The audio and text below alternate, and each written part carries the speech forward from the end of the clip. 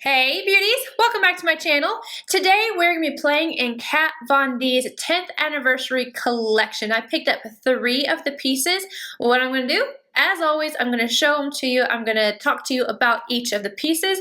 I will go into this demo and then I will give you guys my thoughts at the end. First up, we have the 10th anniversary eyeshadow palette. Nice weighted packaging. We have her beautiful artwork on the front and her signature.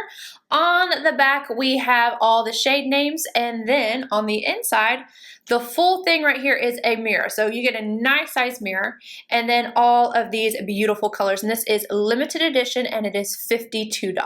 As I'm telling you guys what the website says, I'm going to go ahead and insert the swatches of the eyeshadows. It's a new limited edition eyeshadow palette featuring 16 bold blendable shades and including the original artwork designed by Kat Von D in honor of the brand's 10th anniversary. There's 16 shades, 0.06 ounces each, or 1.7 grams each. It's funny because when I was using the eyeshadow palette, I didn't know which way this read. So I didn't know if Melanie was this one or this one. So I just put the little star, and on the Sephora website, it kind of has the description, so I probably should have looked there. Next up, we have the Metal Crush Extreme Highlighter in Gold Skool. Again, with that same kind of mirrory gold packaging. Open it up. You've got a mirror, and then this is the highlighter here. It's a hyper-reflective gold luminizer designed to gild everything and anything in 24 karat sparkle. It features liquid powder technology, so it applies smooth and creamy. Blends out seamlessly to reveal hyper-reflective micro crystals that shimmer and shift with every movement. It's $30 and you get 4.8 grams of product. And then the last thing I got is the lipstick. This is in the shade Santa Sangre. So what it looks like right here. It is what I'm wearing. It's $19, and again, all of this stuff is limited edition. I swatched this and I put it up against Russian Red from MAC, Patrick Wu, because that one was recently released and I do not have Riri Wu. And then the last one is Ruby Woo. All right, you guys, let's go ahead and get into the demo. Tom Ford number 13 in the like peachy orange shade. Starting on the outer corner and then working it into the crease and upwards as my transition shade. I do have to build this shade up as I'm applying it.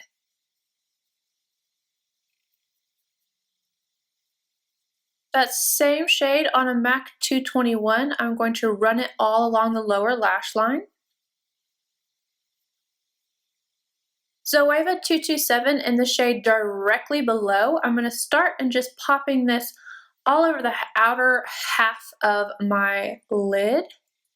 And then I'm going to start working it into the crease as well. And I'm going to be slowly just building this up. Just going to add a little bit of dimension, but not really changing the color too much.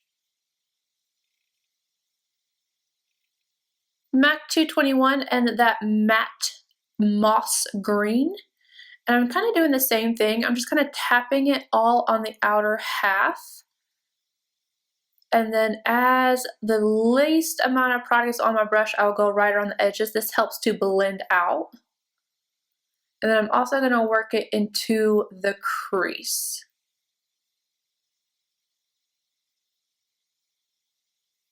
Same shade, just running this along the lower lash line, just a little bit closer to the lashes. Natural Hair MAC 239 and that beigey yellow. It's really pale in the pan right beside that moss green. I'm putting this on the front half of the eye and just tapping over the green. And you can kind of go back and forth with the green in this shade to make sure that they melt together.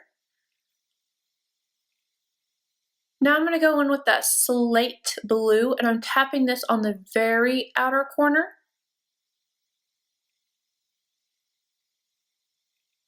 That same shade on a BOM 18 from Royal and Langnickel. I'm just going to smudge this right at the lash line. And then go back in and just blend it out with that peachy orange shade.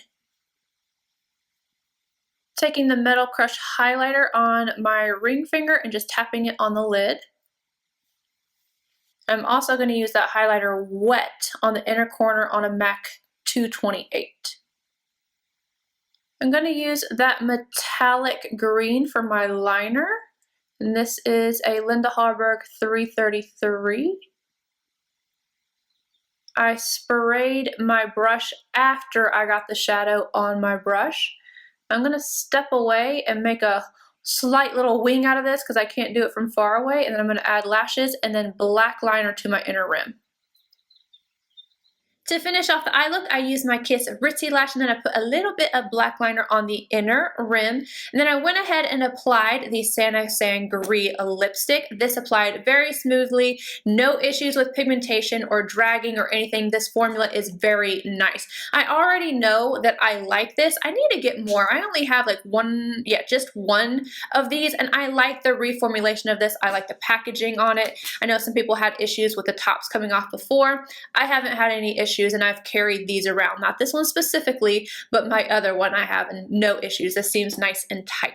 I do not think this is a must-have. Again, I like the formula, but I think we all have this red in our collection, but if you wanted to grab it, it's definitely a good formula. The Metal Crush Extreme Highlighter in Gold Skool. This one, I felt like it did not apply like the other one. So I have the original little palette here. This is the Metal Crush Extreme Highlighting Palette. And I don't know if it's just in my head or if maybe somebody else feels the same way if you have this one and this, but I feel like these are just like a hair creamier or something because they went on my skin a little bit better, like it attached better.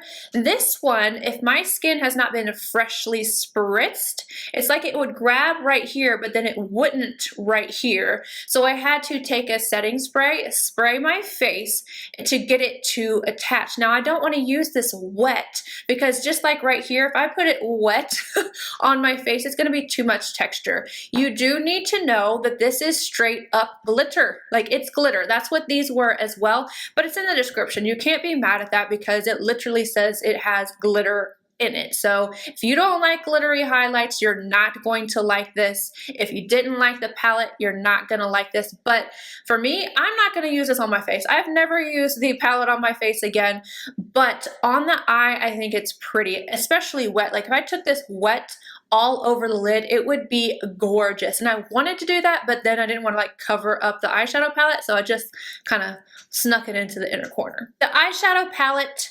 is just okay to me. Let me just get all these brushes. Do you see all these dirty brushes? This is just for me trying these shadows out, trying to figure out a look.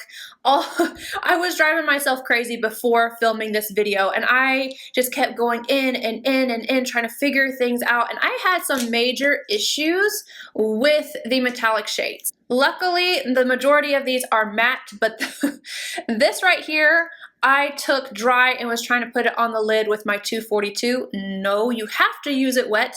Every single one of these you have to use the wet. This purple is pretty much just a dud to me. It's a dud. I don't even like it wet. I was taking all these colors and using them wet and dry on my bare lids. Not bare because I had my primer and it was set with my Blanc type, but I was just taking it and putting it on, and then I was putting it on with it wet. They work wet except for this one. I just don't like it, but these are kind of chunky. I wish that they kept more with the Saint and Sinner palette. Like I was telling Kelsey, I was like, I want to depot some of these and put them into this, like so I could just do a little switcheroo. I just don't like the metallics in this palette at all. The mattes do require a little bit of building, but they do work.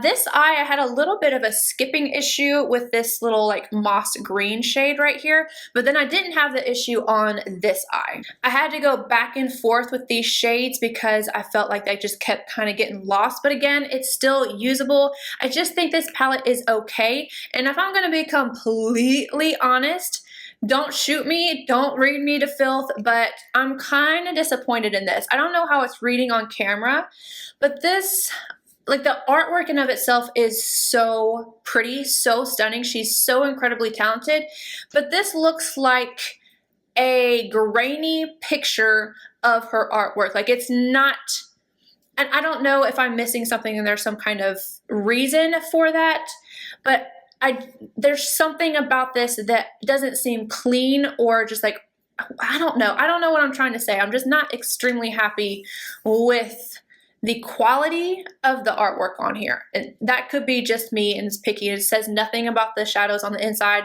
It's just me. If you're a big fan of her matte shadows, I think you'll like this. Again, there's more mattes than there are the shimmers.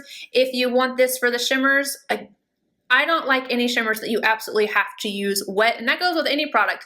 I don't like a foundation that you have to use something with any more than I like an eyeshadow that you have to use something with. I like them to work well by themselves and be better with something else. Anywho, guys, that is it. I hope you guys enjoyed it. Let me know what your thoughts are on this collection. Did you pick anything up? If you did, how do you feel about it? And then I will see you guys in my next video.